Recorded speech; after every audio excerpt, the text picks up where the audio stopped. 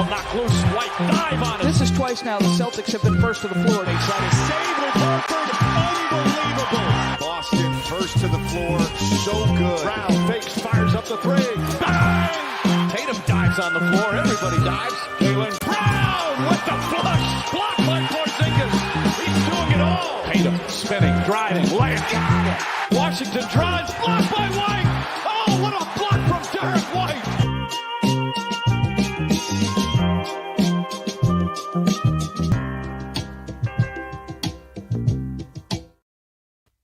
We're back, baby. What up? All right. Celtics preseason game 1 in the books. Spoonie, Abu Dhabi was here. It was all happening. How you doing? Doing good, man. You know, I'm really concerned. Looked like the starters were not engaged on the bench during the last sequence for the last 30 seconds. So, it's like, what are these guys doing? This is NBA basketball. You got to be dialed in. No, it's kind of a fun game, even though the last 30 seconds took about 17 minutes. But oh my God. It was a good time, man. Pritchard is like must-see TV in any game that doesn't really matter. The King, shout out RJ in the chat. Thank you, RJ. The Lobster Lads for the super chat. The Lobster Lads brought it home for the win. They absolutely did. Shout out everybody in the chat. We're back. It's good to be doing a post-game show. But yes, I don't know where we want to start, but like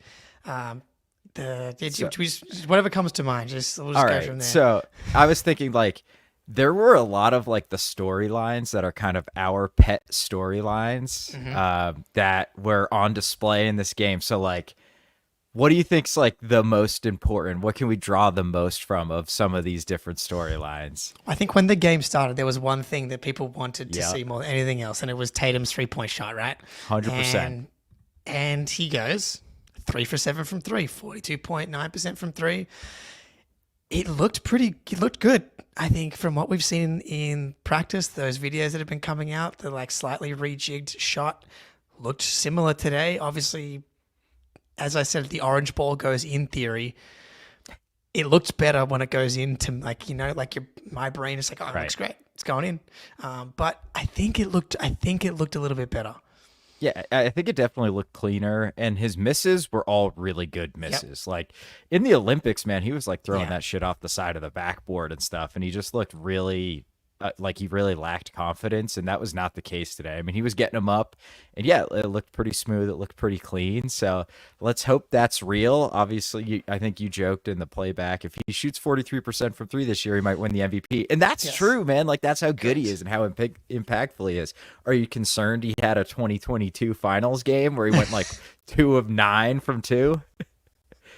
I didn't love the drive on Christian Braun where he like got down on the post and then like went like to the baseline with the weak kind of floater thing. No, didn't love that, but no, he's very much a finals stat line for Tatum. 12 points, 6 boards, and 5 assists in the first half. Like he kind of did all the little things and racked up some rebounds and assists, but that's probably at the top of everybody's wish list is for that 100%. To resolve itself, and for the 3-point shot to look good in one game. And again, this is the small sample sizing.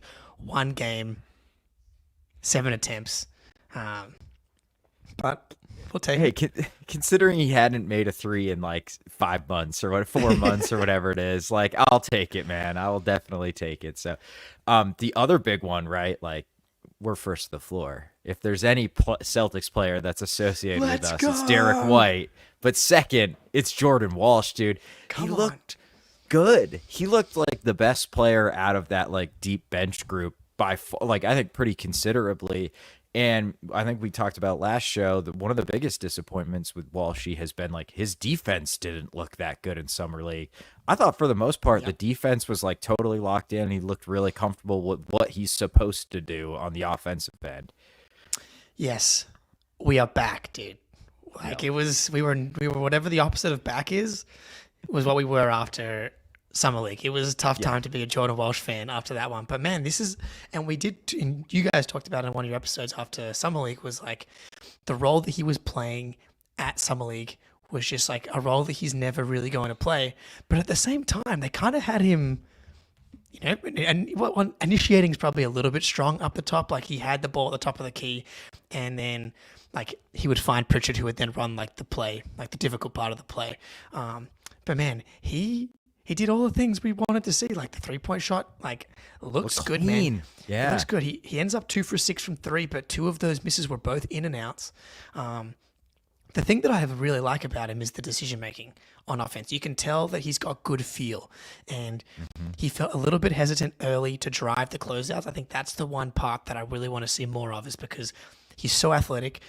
I trust him to make a good decision once he actually drives the closeout, whether it's to dunk on someone or make a pass. But he had some nice passes, 9 points, 4 rebounds, 4 assists, 3 blocks. And like that's kind of the vision for him, right? Is to be like this toolsy wing, do a little bit of everything. I mean, this is the best game he's played as a Celtic, maybe. I think that's fair, dude. Like, because he really Summer hasn't. League? Yeah, maybe. Yeah, since like the first last one? 1 or 2 games of Summer League. But he just looked really. The only thing, but the only like. It's not even concerning. It's just like something I think we want him to see him do more, is just be a little more confident driving closeouts. Because there was a couple where I think he could have just gone, and he didn't. He just passed it out. But that's okay, man. Like, that stuff will all come, and like his handle's gonna get better, and it's gonna get tighter. And he's gonna get more comfortable, and he's gonna get stronger, which obviously helps when you're driving into the teeth of the defense too. But the shot is like the first thing, and you're right, man. Like, he just is like. He's making the right reads, even if he's not quite as aggressive as we want. And Ma Irene says, "Is it weird that First to the Floor was my first thought after the Walsh dunk?" Hell no. We are the number one Walshy podcast on planet Earth, probably. Nobody talks about Walshy more than us. So super, super encouraging for him. And we talked about, like, what does he need to do to, like, actually carve out and prove a role, and can he even do that in preseason? This is a massive first step to me to like stealing the spot from Jaden Springer or Shireman or whoever it may be. Dude, yeah. I mean, and obviously, so you're trying to read into what's happening here. Like, okay, so obviously we get to Horford in a second as well, but like the second unit involved, Cornette, Pritchard, Hauser, and Walsh, and who was the 5th guy in the second unit? Did they leave anyone out there? It was Springer. So for Walsh to be the guy ahead of Baylor, ahead of Lonnie, ahead of a few of those other guys that could potentially be. Obviously, it's hard to know if we should be reading into those decisions or not, but that's what we have to go off. Also, if anyone thinks I'm whispering, it's because it's 4:45 in the morning and I'm trying not to wake my wife up. And so this is what we're doing for the love of the game. But yeah, so like he got, I would say, like, well, if we're going to power rank who we think is going to win the O'Shea Brissett minutes, Springer was. I think he's got to be moving to the number 1 spot right now. Yeah, 100%. Springer. I just don't see it, man. And I've never seen it, and I just don't get it. And I know there's Celtics fans who are just like, his defense is so good that if he's just okay. Is it, though? Like, it's not bad, certainly. No. Like, maybe he's slightly above average, but his offensive game is a disaster. Like, he looks less comfortable than Walshy does driving a closeout. And his handle, he doesn't really have any like wiggle or shake with his handle, and the shot still is kind of an abomination to our Lord and Savior. I mean, it is really ugly and like really uncomfortable looking, and like sort of Brissett-esque, and like the ball just seems heavy coming out of his hands. So not a great outing for Jaden Springer. I think you got to have Walshy at number 1. Maybe we should talk about the other guy. Yeah. Walshy's like easily number 1 now, and hopefully he can roll it in. Really good, man. Yeah, like that's the thing. Like, and then Walsh, like that was something we said we wanted to see more than anything else, was the defensive flashes and the defensive playmaking. I do think he can be beat off the dribble by quickness. I think that's something that's quite obvious to me, is that like if you hit him with like a jab step one way, get back the other way. But he recovered really well multiple times, ends the game with 3 blocks. And that's the type of defender I see him being, is like one of those more like defensive playmakers, versus maybe as he gets stronger, he's able to get into guys a bit more. And so he's able to keep guys in front of him a little bit more. But to see the actual like the defensive playmaking pop a little bit, I feel like we haven't seen that at all. And then Springer, like he goes 0 for 3. 2 rebounds, 1 assist. I didn't like the decision making either. I thought there were multiple times where he should have done something different than he did, whether it was a shot attempt or a drive. It was mostly, not, I want to call it selfish offensive attempts, but where I thought that he should have moved the ball and he didn't. Whereas I thought Walsh made the right play like most times. Even I found him on the short roll one time, Walsh, and that's going to... He got fouled, yeah. If he gets a bit stronger, like that's going to be something he's able to corral a bit better. But yeah, man, this is what preseason's all about. It's like getting way too hyped about the 3 for 7 night we just saw from Walshy. Yeah, well, and the way you're describing his defense is like kind of like Robert Covington is kind of like what you want, right? Like good enough on ball and like really destructive off ball and as a help guy, even though he's like kind of a 3-4 man. That's sort of the vision for his defense, I think. We're coming out of college, I think it was sort of like he's just going to be a monster on ball. Maybe not, but he has the tools, obviously, to get to become a much better on ball player. And there was a couple times where he got a little lost in pick and rolls, and it's involving JD Davison too. You know what I mean? Like, how much can you really take away from like Jordan Walsh and JD Davison defending a pick and roll? Like, that's probably not that much, right? So, like if it's Derek or Drew out there, it's like, well, we'll just switch it and we're fine, you know. With Davidson, it's like, oh shit, we're both like in no man's land. So, you know, I'm going to use every excuse to downplay the things he did poorly, which there's not many, and upgrade everything he did well, because that's the preseason way and the summer league way. So we're just rolling it in. It is tough because Springer gets graded the opposite way for us as well. Like yeah, totally. We treat Jordan Walsh like the with kid gloves, and Jaden Springer gets the opposite. But to be fair, like Jaden Springer's had a lot more opportunity than Jordan Walsh has in the NBA. Like this is his 4th year now, I think, right? Like this is the end of his contract, whereas this is the beginning of Walsh's 2nd year. So you should be grading them on a curve as well. The next, I don't know if is it the biggest story, but maybe the biggest takeaway, Queta. Should we just roll Queta and Baylor together? No, I guess let's do Queta. Let's do Queta. Well, yeah, we'll do Queta first. Okay, I will say, did Joe kind of set him up for a little bit of failure by playing him with Tillman in the double big lineup? Probably. Yeah. But it was also brutal. Like stuff that like the double big lineup necessarily didn't need to do. Like the overhelping when Tillman's got, I forget who Tillman was defending. Tillman was contesting, I think it was Westbrook actually, contesting Westbrook, and Neemi comes over the top to try and get a block. Westbrook misses the layup attempt, obviously, because that's what he's going to do anyway. And then Neemi's not in position for the rebound. And it's like very early career Rob Williams. And it's like, just be 7 foot tall and be in the right spot with your long arms and your athleticism, and you're going to just be totally fine. And that's the piece that he needs to figure out. Yeah, and he did that a couple times later in the game. I think he started to look more comfortable, but also part of that is he got in when some real guys were actually playing and looked terrible. And then when it was like the super deep bench, then he started to look more comfortable. But I think ultimately Queta showed enough that I'm not going to be super moved last year. Like, I'm going to be super moved with like his preseason performances. And ultimately, he's the 5th center, right? So, but yeah, he was not a strong Neemias Queta game. The scream that he had when he was like wide open down low was absolutely hilarious. Like the pitch on his voice, it was like Whitney Houston hitting the high note or something, man. Like he was way up there. Yeah. Where did that come from, dude? Like that was I thought it was like someone from the crowd. Like, you know, sometimes there's someone like behind the booth and you hear someone. DeRozan's daughter. Yeah. Exactly. So, not a great sign when that's probably your highlight, but he did have a nice post up. Give him credit for that, which he finished well. And now I'm remembering one, like he had like a wide open layup that he should have dunked that he almost missed, but it went in. So look, yeah, I think that's a good point. We saw Queta play real minutes in the NBA with the Celtics last season. That's the sample that we should be using for him, not today. But I do think that, you know, him didn't look great. Earning minutes is a question going into the season. Because if we flip this to Tillman and Cornette, Tillman I thought was fantastic today. He's just awesome. I mean, I wasn't even thinking about the fact that he hit 2 corner threes until I just remembered, and I'm like, he hit 2 corner threes.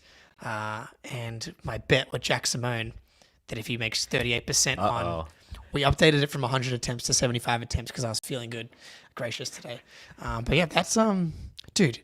If Tillman is the next guy that comes to the Celtics, a la Aaron Baines, and learns how to become a fucking shooter, unbelievable. Yeah, it's plus like we don't even just have him on the minimum this year. We get him on the minimum next year too, which is absolutely crazy. And then that's probably when Al retires. So you can kind of you can have Tillman just kind of fill his salary slot. So Brad Stevens has maybe done it again here. Dude. And like he doesn't even need to take above the break threes. Like obviously that would be great, but like the fact that he can space out to the corner and he looked pretty comfortable shooting them, man. There was no hesitation, and I think they were both swishes. So that is a like massive development, and he's just. It's like night and day watching him play both ends compared to somebody like Queta, who's just like kind of there because he's such a ridiculously sized, athletic human being. And Tillman, like, not super athletic, not super big. He's strong as all hell, but he just knows how to play basketball on both ends. Like, it just looks so comfortable in the handoff game, and then like he's just there every time with the switches, and you can tell he's getting more comfortable in our system too, because he looked really hesitant when he came over midseason. Of course, like that's going to be the case, and looks like he's starting to fit right in. I don't know how he like keeps people in front of him so well. I know, like it doesn't even look like he's moving fast, but like people just cannot get by him. It's awesome. Dude, it's the acreage. It's his girth, you know? Like, Yeah, it's just hard to get around that sturdy individual. So, like, you know, he has the 6 points, obviously, with the 2 threes, but 3 rebounds, 1 assist, 2 steals, 1 block, only 1 turnover, and does that all in under 15 minutes. Like, right. I think that's the type of statistical stuff we can expect to see from Tillman is, like, he's not going to be, like, a crazy rebound guy, but he's going to give you, like, you know, 4 or 5 rebounds per 36, something like that, 3 assists, and then he's going to give you it. Like, he's really good at, like, you know, if he's defending in the pick and roll and like someone gets past him and he like gets a hand in there, he's a really smart player. You can just tell. And I mean, obviously we just talked about the shooting, but yeah, I think, and he just looked good, because I know I've been kind of saying you want to be wary of the health stuff, but the knee scope looked good today. Yeah, so he looked awesome. And then I think if you, like, going into the season, like, if you want to feel confident about the Celtics getting to 60 wins or just like playing well in the regular season, he played really well. And Luke Cornett again starts this game. No Horford, which I'm sure all of us was very happy to see. Like, we don't need to see our Horford until April, really. And so yeah, so Luke Cornett gets the start, man, and he's just developed into a fucking capable basketball player. Yeah, man. 3 assists, 1 turnover, 11 boards, and I think he was 4 for 7 from the floor. Like, just a really solid, excellent Luke Cornett game. 3 of 5 from the floor, I'm sorry. Yeah. And, like, rebounding was always the concern with Cornett, because he's a solid rim protector, and you know there's things he can do positively, offensively. Like, it ain't shoot threes anymore, but it's like smart in the handoff game. Reads cuts really well. Like, you got to be careful. Luke will hit you on that backdoor cut, man, if you're not paying attention. And then, like, at times that we would just get obliterated on the glass when Cornett was out there, especially early season last year until Jake called him out on Twitter. I was going to say, it really was the turn. Yeah, that's the moment. Yeah. And, like, seeing him grab 11 boards, I don't know the last time Luke got double-digit rebounds, and it's not like he played 36 minutes this game. He was only at 21. So that, I think, is a super encouraging sign. And just the fact that it looked like exactly like the Luke Cornett we've come to like really appreciate as the third center on this team. So between him and Tillman, I'm really not concerned about like not having KP for a few months, because those guys can handle it, man. Man, you see it, you saw it, because like once the Queta minutes and that lineup went badly, they went back to Cornett as the lone guy, and that's when the run started, and that's when they made their comeback. And like that 3-man group of Cornett, Pritchard, and Hauser, they would just play so well together. They played, like, the quality of just the basketball was probably at its highest in this game as a whole, Yeah. when those three guys are out there with Walsh and another guy, because those three guys know exactly where each other are going to be. They can all space the court. They make quick decisions. And it was just a massive difference when Cornet came back in the game there. Yeah, man, he's good. Like, I know you pulled the numbers before, like last season in like 450 minutes, the three-man lineup of Cornet, Pritchard, and Hauser was like a plus 17. Plus Is that what it was? 17. Yeah, and then if you add Tatum, it's plus 27, which is ridiculous. But And like that's for the regular season, man. Like continuity, commitment to playing solid defense, and then you have the shooting, spacing, and not it's like ball movement, but it's like off ball movement as well of those guys. And then you're gonna be having one of Tatum, Derek, Drew, and two of those other guys out there. Like you're still just gonna be really fucking good. So, you should. I think people should feel confident even more so seeing those two play today. Yeah, and honestly, a big part of what makes that like the bench units go is like Hauser has become so fucking good flying off screens.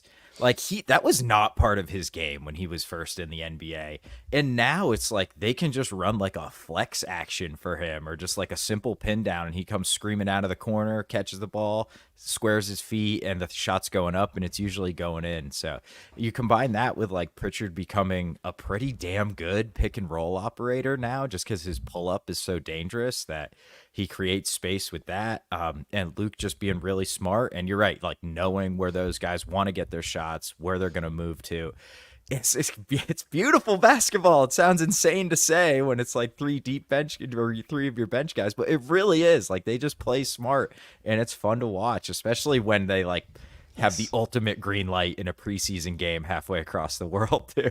Yeah, dude. I mean, look, if you're a ticket holder in Abu Dhabi, man, like these are the guys you actually want to see. Hell like, yeah. I know you want to see Tatum and you want to see these guys, but like if you just want to watch some good basketball, like those guys are playing really well. And just speaks to like the Celtics system. Like you want like they now like they've had these guys on the team now. This is Pritchard's fifth year, I think. Cornet's third year with the Celtics. Hauser's been there for a while. Like, good to see. All right. Is there anyone else from the starting lineup we need to talk about? Like, I thought that I don't think so.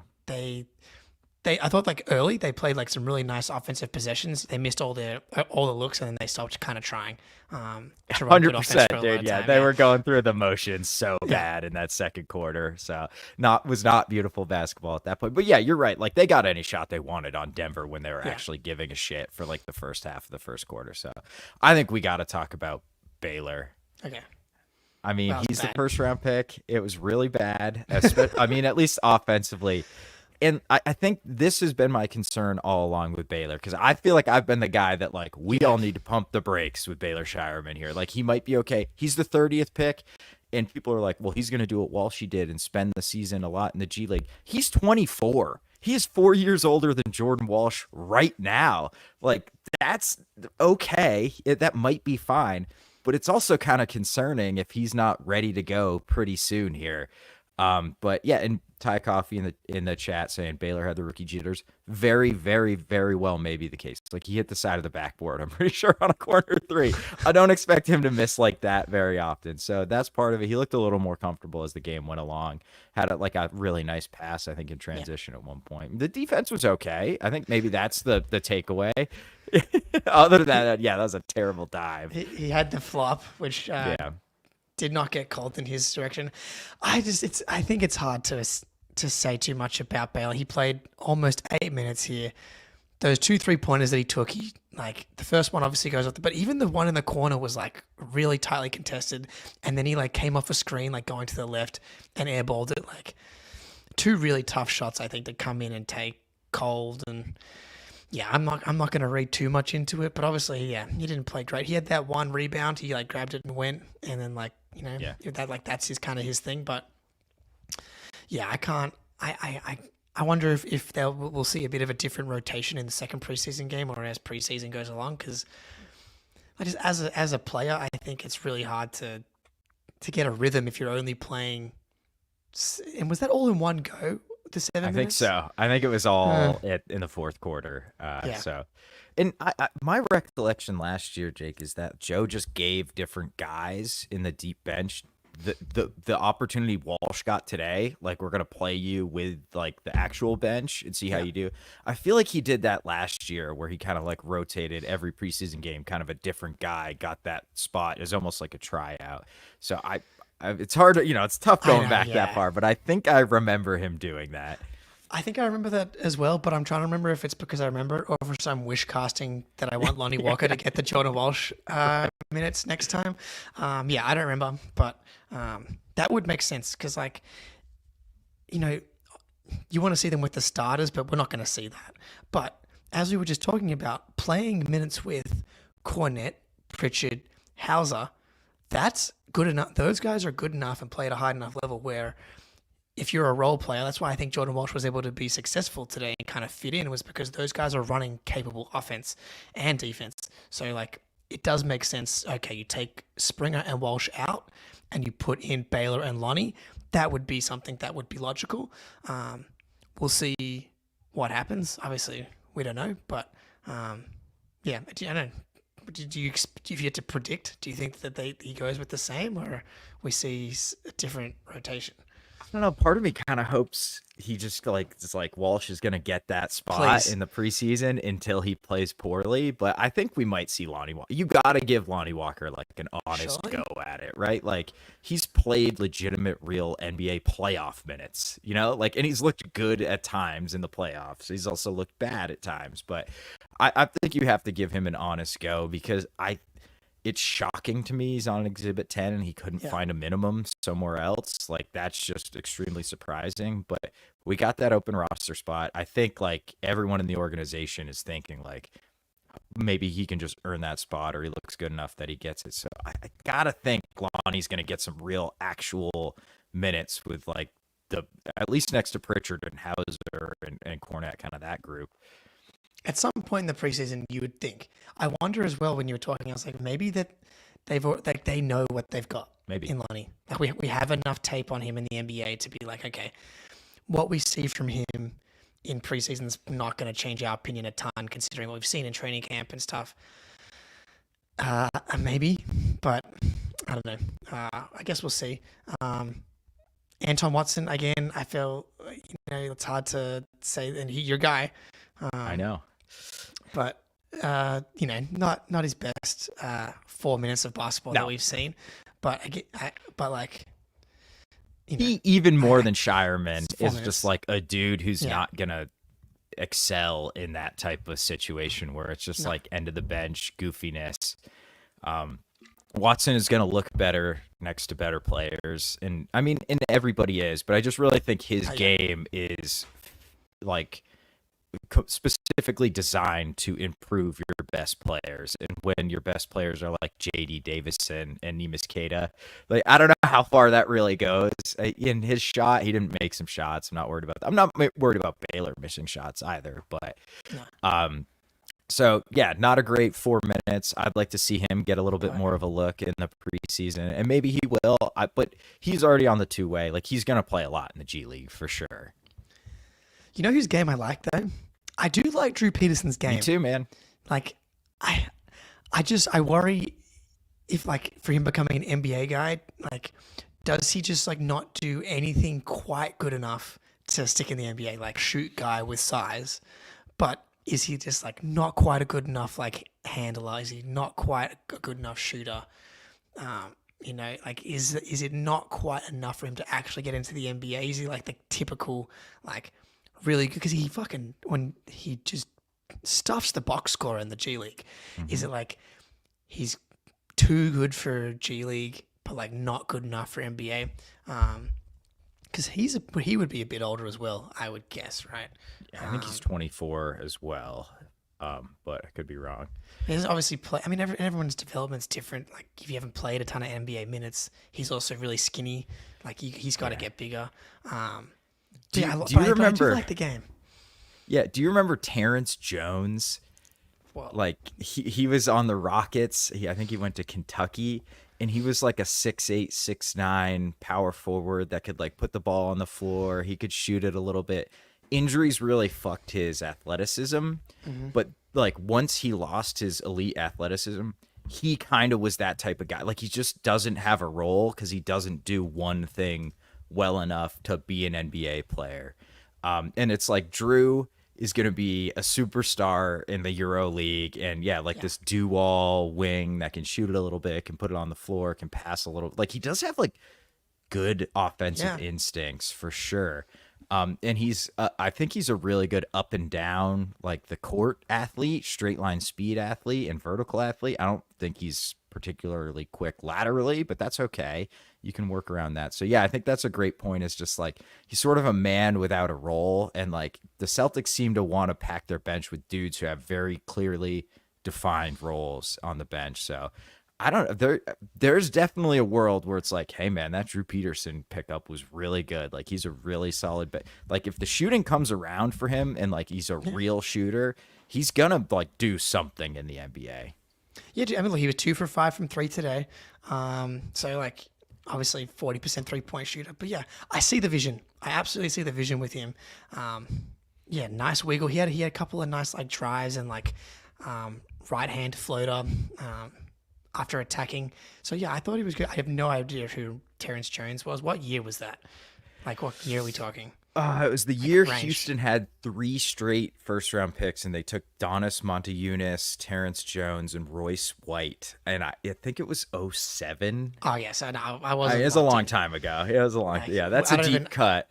I didn't get League Pass until into the IT years. So like unless the Celtics were good, it's tough for me to actually see too many NBA games. But, yeah, for sure. So, but yeah, Terrence Jones, great comp, love that. Did we talk enough about Lonnie? I don't think there's anything to say really. No, I mean, he had his Lonnie Walker moment when he first stepped on the court. It took a terrible shot, which is like, you just live with that when you have Lonnie Walker on your team. So with same thing with Shireman, it's like, what are you going to really take away from that sort of audition where you only get a few minutes and you're caught between like, do I want to like try and get hot here and really stand out, or do I just want to do everything right? And I think he went out originally to be like, it's Lonnie time, like I'm getting buckets, and then he kind of settled in and started to just kind of play the game. It was fine. Like he was not good by any means, but it's like whatever. Yeah. I don't think there's anything to say about Lonnie. 2012, okay. Yeah, like he played 4 minutes. Like we got to wrap up soon here anyway. It's 5 a.m. and you got to go to do some work. Or yes, something. correct. So, but yeah, like I think takeaways, like projecting like who's going to get some roster spots. Walsh playing 24/25 minutes. Springer only playing 12 despite getting this, like the spot in that second rotation. On one hand, I'm like, did you lose some minutes because you were playing badly? On the other hand, is it like we already know what your role is going to be, so we're not going to waste those minutes? It's impossible to know. But I think Walsh, man, that's the story, and yeah, it's super exciting. Yeah, it really is, man. I mean, like nothing is better than when your irrational confidence in a player and he starts to like kind of live up to it. So he's got to build on it though, man. Like that's the big thing. Like he really needs to keep the positive momentum going, and like that. There's just like there's a player there in there though. There absolutely is. So we'll see. I'm excited for Sunday's game. Like it sucks they have a week off right after it. I know. So yeah, but we'll see. I wonder what he's gonna do for starters on Sunday too. Like, I guess Tatum and Jalen will play and the guards will play, but probably similar to what they did today. I'm guessing we'll see the same again for the four guys. I have no idea if we'll see Horford or not. I don't know what that is. There's obviously nothing. Yeah, don't bother. I'm sure there'll probably be some quotes that we can get in the post game. But hey, man, it's good to do a post game show. Everybody in the chat, we're back. It's good to see you. Preseason time. But yeah, until next time, I'm not sure what the schedule is going to be for the next preseason game, but we'll be here doing stuff. Until next time, go Celtics.